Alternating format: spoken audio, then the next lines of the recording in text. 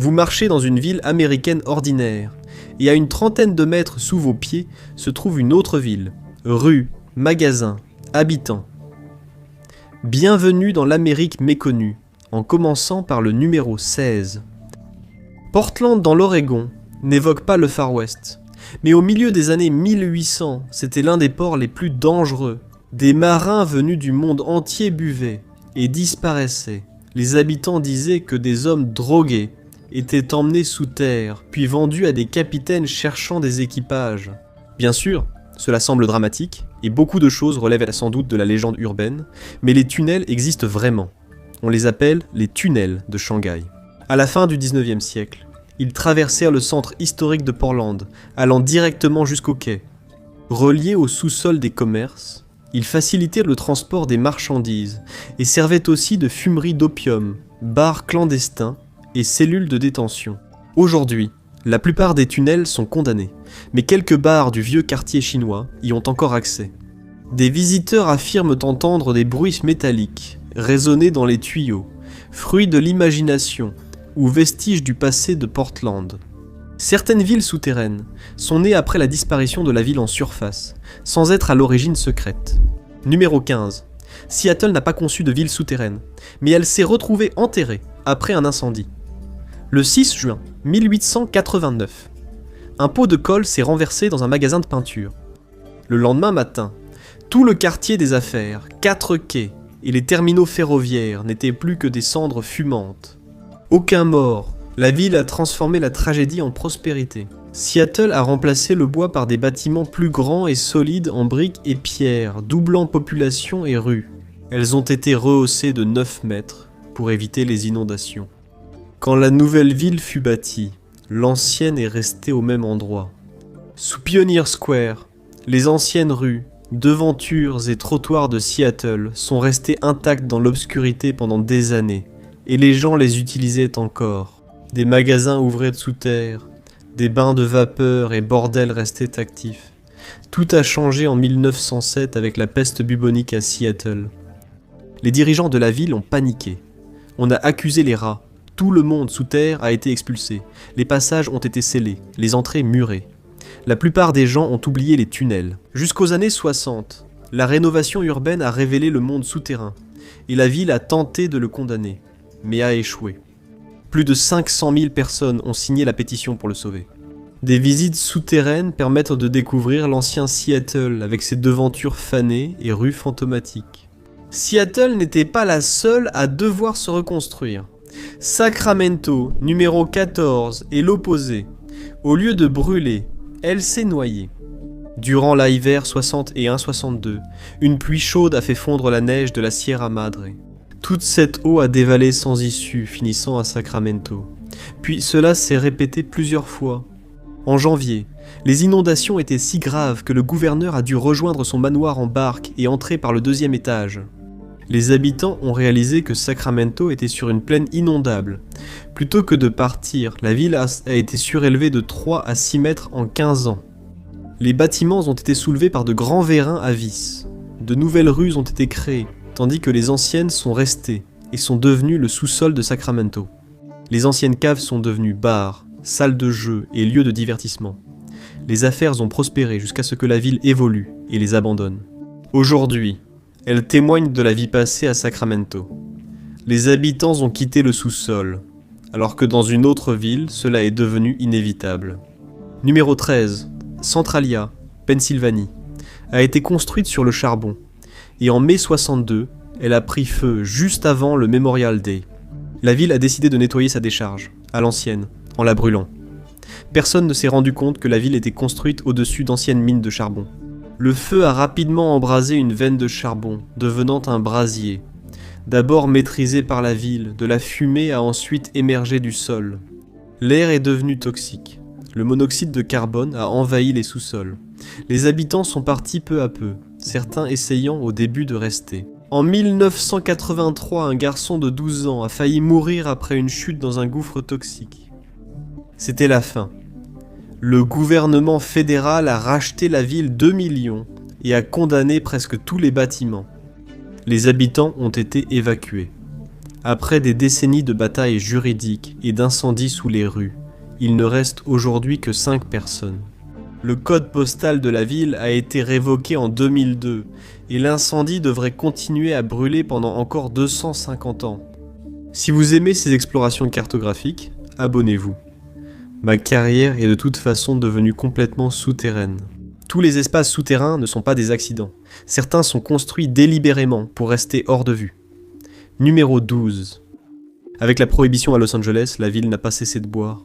Elle est juste devenue clandestine. Sous Los Angeles, des tunnels de 17 km reliaient bars, sous-sol et speakeasy. Le jour, le Saloon King Eddie était un commerce de piano respecté. La nuit, il se transformait en lieu animé au cœur souterrain de la Cité des Anges. La prohibition a pris fin en 1933, mais les tunnels servaient encore aux célébrités. Hollywood explosait, tout comme les caméras. De célèbres lieux de Los Angeles utilisèrent les tunnels pour que les stars évitent les paparazzi. L'hôtel Cecil possédait un tunnel vers le Players Club, fréquenté par Howard Hughes et d'autres célébrités. Après la fermeture de l'hôtel, le tunnel est devenu une légende urbaine. En 2012, des ouvriers rénovant le bâtiment ont découvert le tunnel. Maintenant, les choses deviennent sérieuses. Numéro 11, Boston évoque les légendes révolutionnaires. Donc il existe naturellement des rumeurs de tunnels sous la ville. Des soldats se déplaçant sous les Anglais. George Washington disparaissant discrètement. Mais la plupart de ces récits sont exagérés. Boston n'est pas conçu pour les tunnels. La nappe phréatique est haute. De grandes parties de la ville reposent sur des terrains remblayés. Si on creuse trop loin, le sol devient mou, instable, dangereux. Mais cela ne veut pas dire qu'il n'y a rien de caché là-dessous. La plupart des entrées sont désormais scellées, ce qui explique justement pourquoi le sous-sol de Boston continue d'alimenter les rumeurs. Les meilleures cachettes sont celles qu'on ne peut pas vraiment vérifier. Il existe une légende selon laquelle, dans le quartier nord de la ville, les tunnels ont été utiles pendant la Prohibition. Les contrebandiers y faisaient passer de l'alcool illégal. Pour rester en avance sur les fédéraux aujourd'hui, les travaux de construction ont condamné la plupart des tunnels. Ce qu'il en reste demeure inaccessible, non documenté et facile à exagérer. Mais Boston n'est pas la seule à cacher sous ses rues. Numéro 10. New York, la ville qui ne dort jamais, cache aussi bien des choses à la vue de tous. Le Waldorf Astoria, malgré son ancienneté, demeure un symbole du luxe classique. Mais malgré le fait d'être l'un des bâtiments les plus célèbres de la ville, il possède une voie secrète, la voie numéro 1. Elle appartient au réseau ferroviaire new-yorkais des années 10, relié à Grand Central, mais la voie n'a jamais été prévue pour les passagers. Elle appartenait à une centrale électrique destinée à transporter cendres et débris, et serait tombée dans l'oubli sans Franklin D. Lors de sa visite en 1944, Roosevelt a utilisé la voie numéro 1 pour ses affaires, et non pour dissimuler sa polio, contrairement aux rumeurs. Elle est ensuite devenue légendaire. Des défilés de mode y ont eu lieu. Andy Warhol y a organisé une fête en 1965. Après le 11 septembre, les responsables ont envisagé cette voie pour évacuer les délégués de l'Organisation des Nations Unies. Les équipes de maintenance la maintiennent toujours en état de marche, mais elle est strictement interdite d'accès. Des milliers de personnes passent dessus chaque jour sans se rendre compte qu'elle existe. Certains espaces souterrains, conçus pour durer, n'étaient ni cachés ni illégaux. Numéro 9. Toutes les villes souterraines n'étaient pas dédiées à des activités illicites. Kansas City est passé sous terre intentionnellement. Le plus grand complexe d'affaires souterrain du monde s'y trouve. À 50 mètres sous terre, dans les falaises au nord du Missouri, les promoteurs de Subtropolis ont creusé 5 millions de pieds carrés dans une mine de calcaire. 17 km de routes sont pavées et éclairées. Mais pourquoi ? Grâce à un environnement stable et des températures agréables de -5 à 21 degrés Celsius toute l'année, il n'y a ni mauvais temps, ni vagues de chaleur, ni tornades. Des entrepôts, des fabricants, des bureaux et un bureau de poste s'y sont installés. Aujourd'hui, plus de 55 entreprises y opèrent. Preuve que s'installer sous terre ne signifie pas toujours repère maléfique, et certains projets souterrains n'avaient rien à voir avec les affaires. Numéro 8. Washington, district de Columbia, abrite certains des monuments les plus célèbres d'Amérique. Mais passez par H Street et une ruelle étroite, quelque chose d'autre s'y cache. Vous n'êtes pas autorisé à passer par là, contrairement à avant. Ce passage menait au sous-sol de la Maison-Blanche. Pendant la guerre de sécession, le général Winfield Scott craignait la chute du Capitole. Il a choisi le bâtiment du trésor, solide, en granit et souterrain, pour une ultime résistance. L'attaque n'est jamais venue, mais l'idée a perduré. Durant la Seconde Guerre mondiale, la Maison Blanche paraissait exposée à une attaque aérienne. Un tunnel de 161 pieds a été rapidement creusé entre son sous-sol et l'annexe du trésor. À l'intérieur, une chambre forte contenait nourriture, meubles et fournitures. Les présidents l'ont utilisée pour leur sécurité ou éviter les manifestants, et leurs collaborateurs pour faire entrer discrètement leur maîtresse. Puis la guerre froide a tout changé. Un bunker plus profond, le centre des opérations d'urgence présidentielle, a été construit sous la Maison Blanche pour assurer la continuité du gouvernement après une frappe nucléaire. Washington n'en a pas fini. Numéro 7. À 77 km à l'ouest de Washington, vous atteignez Blumont, Virginie, et la zone B.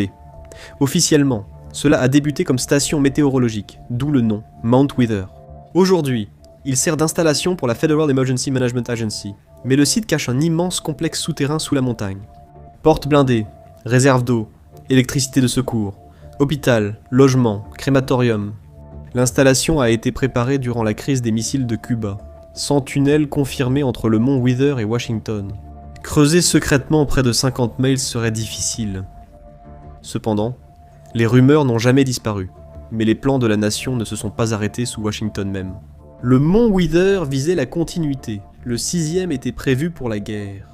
Dans les années 50, les États-Unis ont dû admettre que Washington pourrait ne pas survivre à une attaque nucléaire.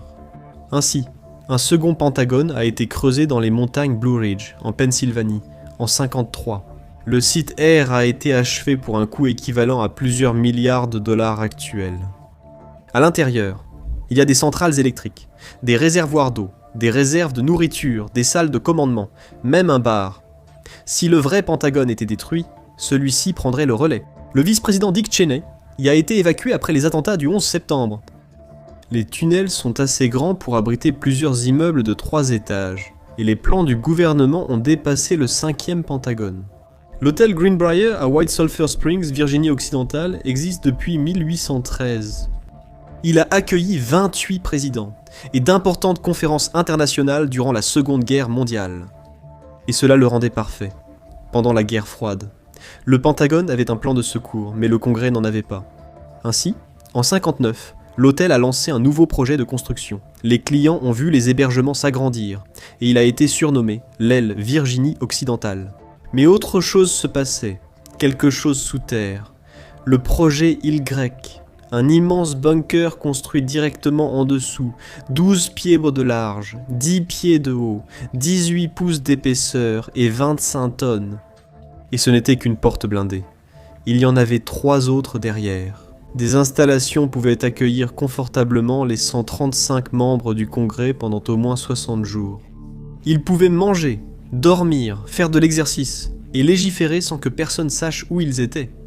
Le bunker est resté approvisionné 30 ans durant la guerre froide, mais n'a jamais été utilisé. En 1992, le Washington Post a révélé le bunker lors d'une enquête. En quelques jours, il a été fermé. Il est devenu une attraction touristique, mais aujourd'hui, il abrite un centre de données. Mais certains projets sont trop grands pour rester sous le bâtiment numéro 4. Jusqu'où peut-on se préparer pour la fin du monde ? Il s'avère qu'on peut en faire énormément, car il existe des quartiers souterrains. Et puis il y a la montagne Cheyenne, une ville sous plus de 600 mètres de roches solides, construite entre 1961 et 1966, conçue pour survivre à une frappe nucléaire directe, 1000 fois plus puissante que les bombes larguées sur Hiroshima et Nagasaki. Elle couvre 2,06 hectares et est creusée dans 700 000 tonnes de granit. À l'intérieur, 15 bâtiments massifs sont montés sur d'énormes ressorts, isolés des ondes de choc. On trouve des salles de sport, dortoirs, hôpitaux, réservoirs, centres de commandement, et même un restaurant Subway. Il a aussi son propre réservoir de 500 000 gallons d'eau. La montagne peut se sceller en cas d'attaque nucléaire et fonctionner de façon autonome pendant des mois. Mais tous les refuges souterrains n'étaient pas destinés aux officiels numéro 3 pendant la crise des missiles de Cuba. Tous les abris n'étaient pas destinés aux législateurs ou aux généraux. Un plan portait sur la sécurité des citoyens américains et sur la suite souterraine ou le bunker du Grand Canyon. Kennedy souhaitait transformer les grottes du Grand Canyon en abris anti-atomiques. De la nourriture et de l'eau ont été déplacés à 36 mètres sous terre pour subvenir aux besoins d'au moins 2000 personnes. Aujourd'hui, l'hôtel des grottes du Grand Canyon propose une suite à $1000 la nuit. Elle a évolué avec le temps, bien que la suite offre toutes les commodités. Télévision, musique, lit double, bibliothèque.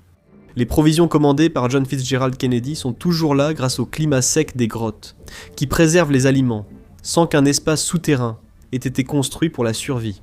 Et après le numéro 2, et dans les années 70, Gerard B. Henderson, directeur d'Evon, s'inquiétant pour sa sécurité, s'est alors installé sous terre. En 78, le manoir souterrain de Las Vegas était terminé, à environ 8 mètres sous terre.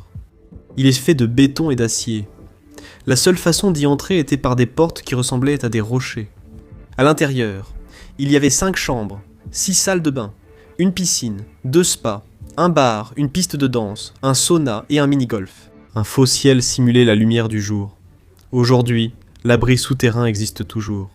Enterré sous une autre maison, la fondation Stasis l'a acheté 1,5 million de dollars en 2014. On dit qu'ils vont le transformer en musée. Et enfin, numéro 1, il y a un endroit souterrain, en Amérique, qui n'a pas été construit pour la survie, mais pour les souvenirs. En 1940, le président de l'université d'Oglethorpe, Thornwell Jacobs, a suggéré que la société actuelle préserve ses trésors comme l'ont fait les anciens Égyptiens.